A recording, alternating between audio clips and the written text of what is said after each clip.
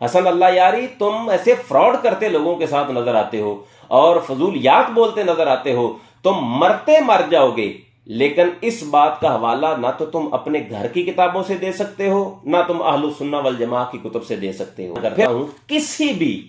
تمام تفاسیر کے اندر کسی مفسر نے یہ لکھا ہی نہیں ہے کہ اس آیت کے ذیل میں یا اس آیت کا مصداق ابو بکر صدیق ہیں، یا کسی مفسر نے یہ بھی نہیں لکھا ہے کہ اس آیت کے نازل ہونے کے بعد حابطت اعمال ابی بکرن کہ حضرت ابو بکر صدیق کے جو ہے نا وہ اعمال باطل ہو گئے، معاذ اللہ ان کے اعمال ضائع ہو گئے، یا ان کے اعمال جو ہیں وہ بالکل ایک لا یعنی قسم کے ہو گئے۔ نہیں، یہ تو تم خالق کائنات کے اوپر جھوٹ باندھ رہے ہو کہ ابو بکر کے اعمال باطل ہو گئے، ضائع ہو گئے، تو اس کے اوپر نظر ثانی اور جملوں کے اوپر غور کرنے کی ضرورت ہے۔ وَإِنَّا لَهُ لَحَافِظُونَ۔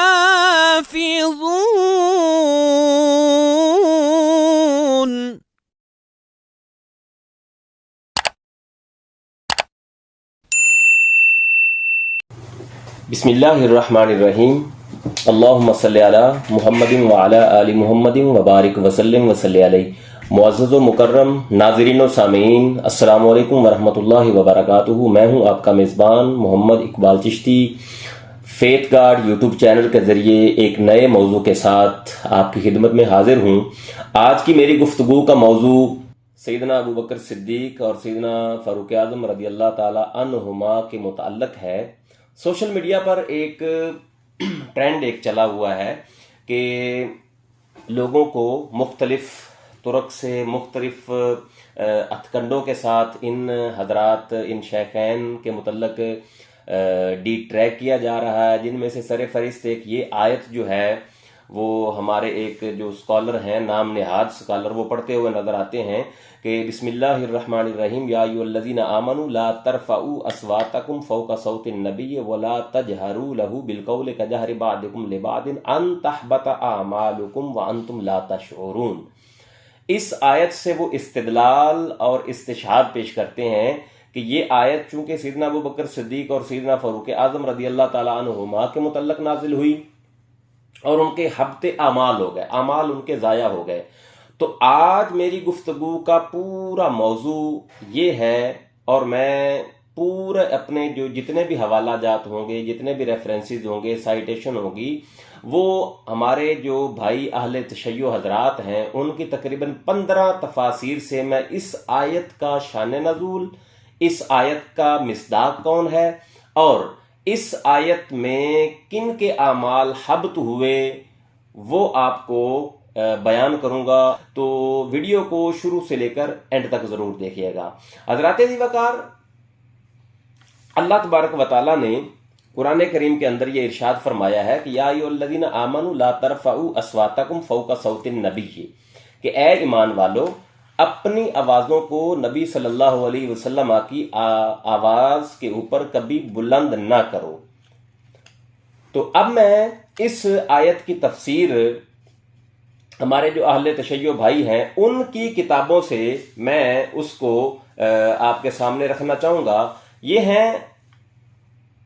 التفسیر الکاشف، محمد جواد مغینہ صاحب ہیں، وہ جلد نمبر 7 اور صفحہ نمبر جو ہے اسی تفسیر کی سورہ حجرات میں صفحہ نمبر 106 اور 107 کے اندر وہ لکھتے ہیں کہ یہ جو آیت ہے یہ سیدنا ابو بکر صدیق رضی اللہ تعالی عنہ کے متعلق یہ نازل ہی نہیں ہوئی۔ اب کیوں؟ اس کے متعلق وہ کہتے ہیں کہ اللہ تبارک و تعالیٰ نے یہ لوگوں کو جو حضور علیہ الصلوۃ والسلام کے پاس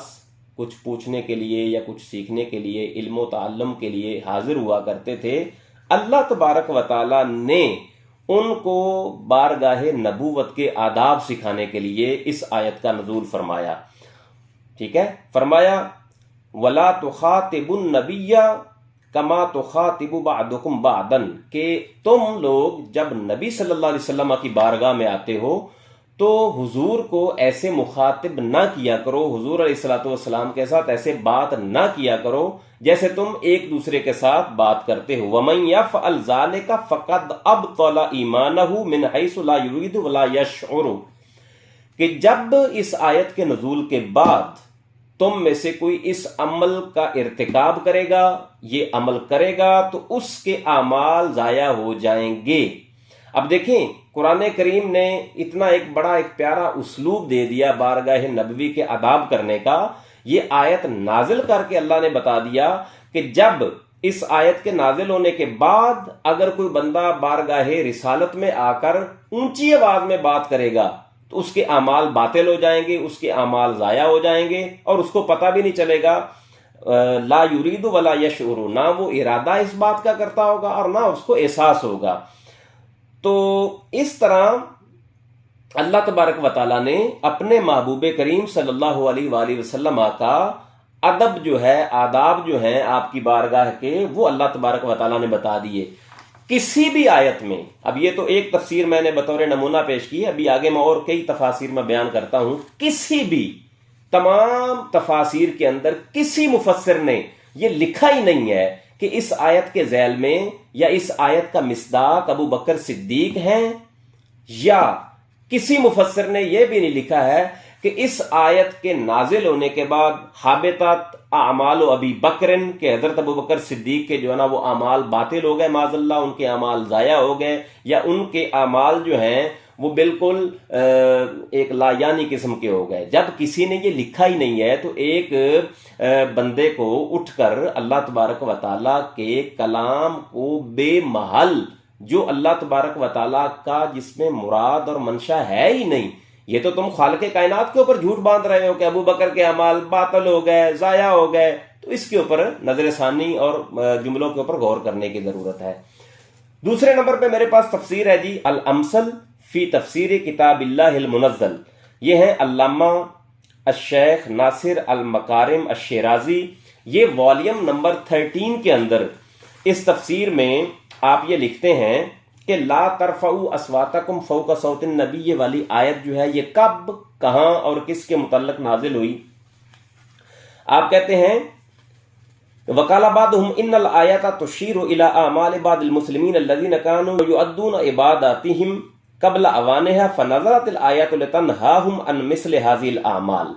کہ بعض لوگ، بعض مفسرین نے کہا ہے کہ یہ آیت جو ہے بعض مسلمانوں کے اعمال کی طرف اشارہ کرتی ہے جو وہ اپنی عبادات کو وقت سے پہلے ادا کیا کرتے تھے۔ تو اللہ تبارک و تعالیٰ نے یہ آیت جو ہے وہ نازل کر دی تاکہ ان کے اعمال کو وہ جو پہلے وقت سے پہلے، اوقات سے پہلے، ٹائم سے پہلے ادا کیا کرتے تھے اپنی عبادات، ٹھیک ہے، تاکہ ان کو منع کیا جا سکے۔ اور ایک اور آگے پھر مزید چل کے کہتے ہیں جلد نمبر 13 صفحہ نمبر 6، صفحہ نمبر ہے 79، پھر آگے علامہ صاحب لکھتے ہیں انا طائفۃ من بنی تمیم و اشرافہم ورد المدینہ فلما دخلوا مسجد النبی صلی اللہ علیہ وسلم نادوا باعلی صوتہم من وراء الحجرات التي كانت للنبی یا محمد اخرج الینا۔ تو بنی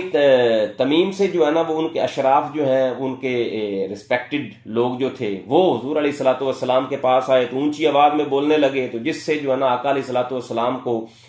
تکلیف محسوس ہوئی۔ اور ظاہر ہے اونچی آواز میں کوئی بندہ بولے تو ایک انسانی طبیعت کا ایک تقاضا بھی ہے کہ اس کو جو ہے نا وہ پرابلم ہوتی ہے، ازعاج اور قلقان و اضطراب بندہ جو ہے اس کا شکار ہو جاتا ہے۔ تو نبی دو عالم صلی اللہ علیہ وسلم کو اضطرابی کیفیت ہوئی، تو اللہ تبارک و تعالیٰ نے نبی دو عالم صلی اللہ علیہ وسلم کی بارگاہ میں بات کرنا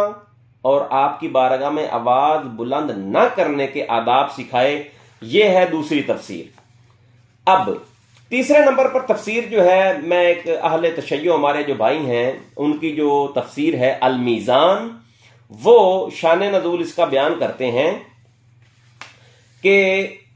ان تحبط اعمالکم وانتم لا تشعرون، اے لئلا تحبط او کراہتا ان تحبط اعمالکم وہو متعلق بالنہیین جمیعا، اے انما نہیناکم ان رفع الصوت فوق صوته والجہر लहू बिलकौल कजहरि बातिकुम लिबादिन लिअल्ला तबतुल अमालुकुम बिजालिका। कितनी प्यारी बात हमारे अल्लामा तबातबाई ने की है। हमारे अहले तशय्यो भाई जो हैं वो कहते हैं कि अल्लाह तबारक व तआला ने यह आयत नाज़िल इसलिए किया है ताकि तुम्हारे आमाल हब्त ना हों, तुम्हारे आमाल बातिल ना हों। और ये दो अल्लाह तबारक व तआला ने जो मुमानत की है कि अपने नबी की, मेरे नबी की बारगाह में ऊंची आवाज से बात मत करो। अब अगर कोई बंदा हुजूर के सामने ऊंची आवाज से बात करेगा या आपके सामने बुलंद आवाज से बात करेगा, ठीक है, तो वो उसके ऊपर जो फार्मूला है वो अप्लाई हो जाएगा। लेकिन अल्लाह तबारक व तआला ये चाहता है कि अल्लाह ने बता दिया कि तुम ऊंची आवाज से बात ही मत करना, ले अल्लाह तबतुल अमालुकुम बिजालिका, ताकि तुम्हारे आमाल बातिल ना हो। ये मैं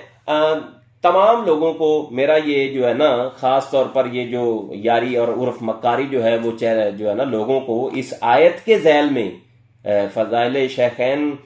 बयान करते हैं जब लोग, तो उनको वो आयत सामने रखा, देखें अबू बकर के तो अमाल हब्त हो गए, बातिल हो गए, ज़ाया हो गए। तो ये अपने घर को ही पढ़ लो, जितनी तफासीर हैं, किसी भी तफसीर के अंदर किसी मुफस्सिर ने खास तौर पर जो हमारे आले तशय्यो भाई हैं,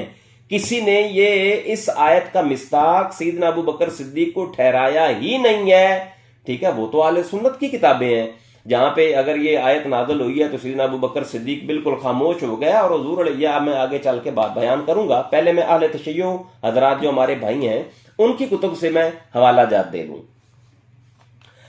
अब अल्लामा तबातबाई जो हैं वो आगे चलकर मजीद लिखते हैं कि वल माना अंतहबता तालीलन लिन मनहिय अनहु व हुवा रफ़उ वल जहरु वल माना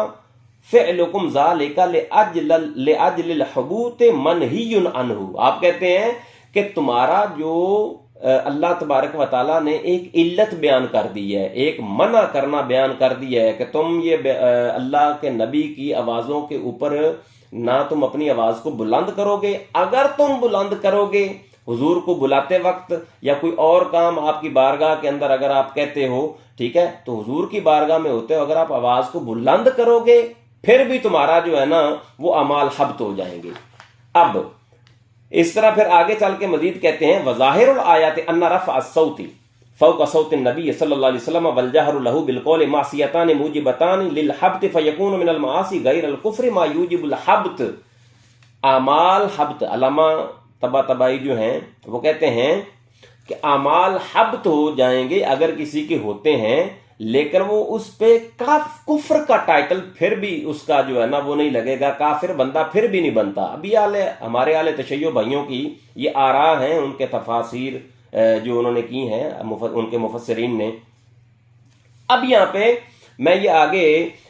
ये बात बयान करना चाहता हूँ कि एक बंदा जो हसन अल्लाह यारी नामी शख्स है वो जनाब बात ही उल्टी करता हुआ नजर आता है। कहता है कि देखें काफिर हो गए थे। हालांकि इस आयत के नज़ूल के बाद अगर कोई बंदा इससे कहे कि क्या तुम ये पूरे ज़ख़ीरा हदीस से, अपने ज़ख़ीरा हदीस से ये साबित कर दो कि क्या इस आयत के नाजिल होने के बाद सैयदना अबू बकर सिद्दीक रज़ी अल्लाह ताला अन्हु ने जब कभी हुजूर अलैहिस्सलातु वस्सलाम के साथ, इस आयत के भी जो नशान नज़ूल कई तरह से हैं वो हम आगे चल के बयान करते हैं थोड़ी देर बाद, कभी क्या तुम साबित कर सकते हो? अपनी कुतुब से ही साबित कर लो कि क्या नबी दो आलम सल्लल्लाहु अलैहि वसल्लम ने इस आयत का जब आपकी बारगाह में नजूल हुआ तो हजरत अबू बकर सिद्दीक रदी अल्लाह ताला अन्हो ने उसके बाद क्या कभी हुजूर अलैहिस्सलाम की बारगाह में होते हुए या बारगाह में जब एक सहाबा कराम बैठे होते थे या उनके अलावा जब सहाबा कराम के अलावा भी आप अकेले हों हुजूर अलैहिस्सलातु वस्सलाम के साथ, कभी हुजूर अलैहिस्सलातु वस्सलाम को ऊंची आवाज के साथ कभी ये बुलाया है? हसन अल्लाह यारी, तुम ऐसे फ्रॉड करते लोगों के साथ नजर आते हो और फजूलियात बोलते नजर आते हो, तुम मरते मर जाओगे। लेकिन इस बात का हवाला ना तो तुम अपने घर की किताबों से दे सकते हो, ना तुम अहलु सुन्ना वल जमा की कुतुब से दे सकते हो। फिर आगे आए नबी दो आलम सल्लल्लाहु अलैहि वसल्लम के जो वफादार हैं, जो हुजूर अलैहिस्सलातु वस्सलाम के यारे गार हैं, اور جن کی اتنی خالق کائنات کے دین کے لیے اور رسول خدا صلی اللہ علیہ وسلم کے لیے قربانیاں ہیں، آپ ان کے متعلق فضول یا بولتے ہوئے آپ تھکتے نہیں ہو؟ یہ آپ کو کم از کم کچھ شرم و حیا ہونی چاہیے کہ جن ہستیوں کے متعلق اللہ تبارک و تعالیٰ کا قرآن کہہ رہا ہے کہ وہ جنتی ہیں، جن ہستیوں کے متعلق اللہ تبارک و تعالیٰ کے نبی کہہ رہے ہیں کہ وہ جنتی ہیں، اور ایک جگہ پہ نہیں کئی متعدد بار حضور علیہ الصلوۃ والسلام نے گواہی دی ہے کہ وہ جنتی ہیں، اللہ تبارک و تعالیٰ نے ان کا یہ سٹیٹس جو ہے نا وہ دنیا میں ہی کلیئر کر دیا ہوا ہے، ڈکلیئر کر دیا ہوا ہے۔ اللہ تبارک و تعالیٰ نے دنیا میں ہی ان کا سٹیٹس جو ہے وہ لوگوں کے سامنے واضح کر دیا ہوا ہے، لیکن تم ان کو جہنمی اور معاذ اللہ ان کو کافر کہنا اور ان کے اعمال کو جو ہے نا وہ ضائع کرنا، ڈرو اس وقت سے۔ بلکہ میں تو یہ کہتا ہوں کہ تم ان کو کہتے ہو، تم اپنے اعمال ضائع کروا کے بیٹھ گئے ہوئے ہو۔ اب میں آگے ایک اور تفسیر، چوتھے نمبر پہ تفسیر رکھنا چاہوں گا۔ علامہ ابو جعفر محمد بن الحسن الطوسی جن کی وفات 460 ہجری میں ہوئی، وہ اس آیت کا شان نزول بیان کرتے ہیں۔ یہ حسن اللہ یاری تو مکاری کرتا ہوا نظر آتا ہے، وہ کہتا ہے کہ ابو بکر کے بارے میں نازل ہوئی، تمہارا گھر کیا کہتا ہے؟ اپنے گھر کی کتابوں کو پڑھ مر لیتے، اپنے گھر کی کتابیں پڑھ لیتے، ادھر ادھر کیوں منہ مارتے پھر رہے ہو؟ اپنے گھر کی کتابیں پڑھو۔ اب وہ کہتے ہیں حضرت ابن عباس اور امام حسن سے یہ روایت کرتے ہیں،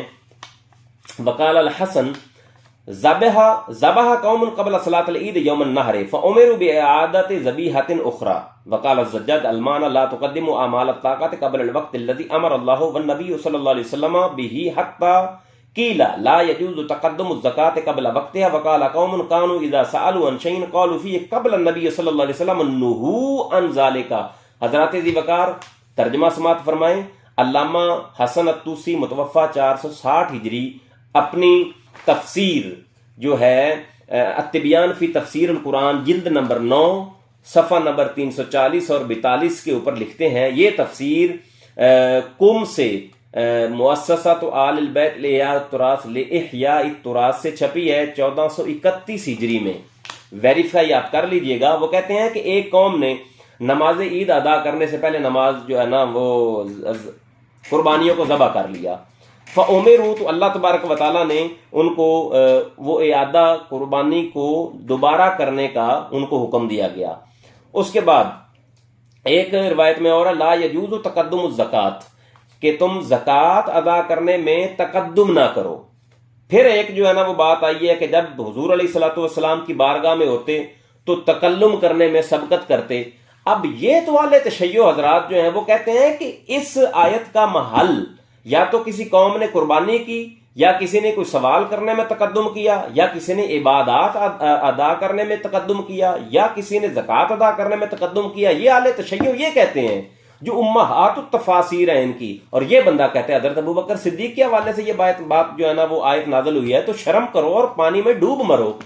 کم از کم اپنی کتابوں کو اور اپنا اثاثہ تفسیر جو ہے اس کا ہی مطالعہ کر لو۔ جو تمہیں جو ہے نا ایک چیز اچھی لگتی ہے، ایک چیز جس کے اندر آپ کو ظاہری طور پر نظر آ رہا ہوتا ہے کہ اس کے اندر کوئی توہین ہے معاذ اللہ یا اہانت پائی جا رہی ہے، وہ تم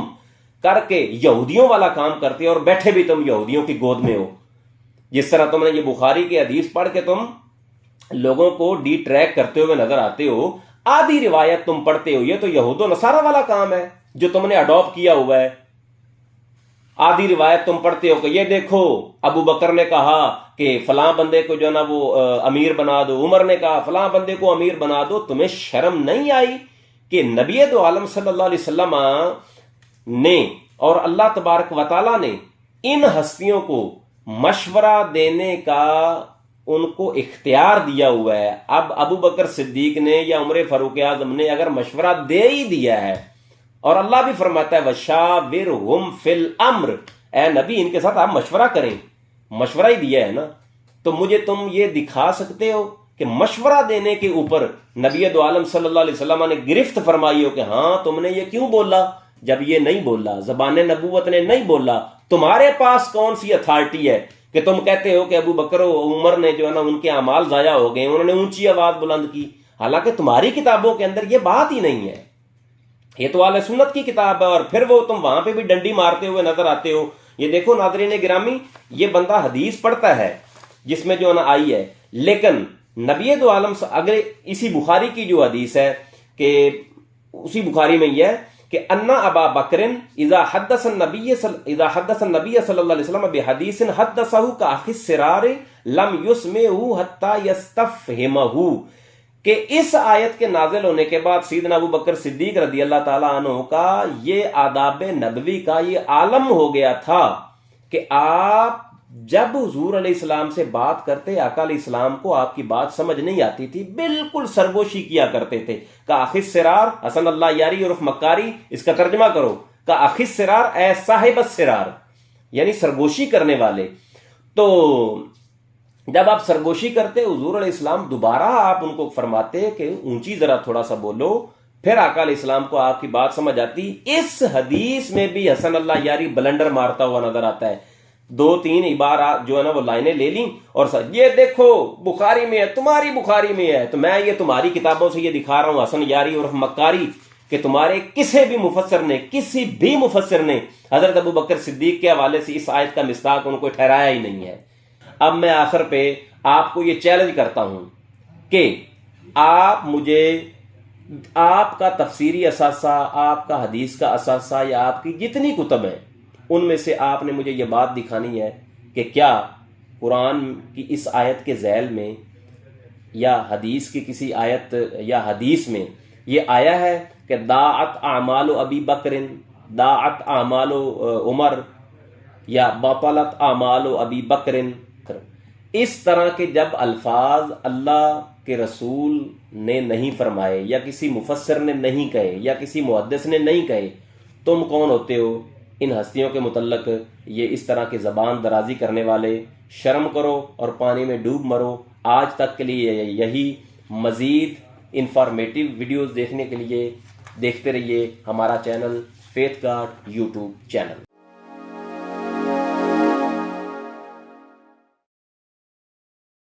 Like, comment, and subscribe.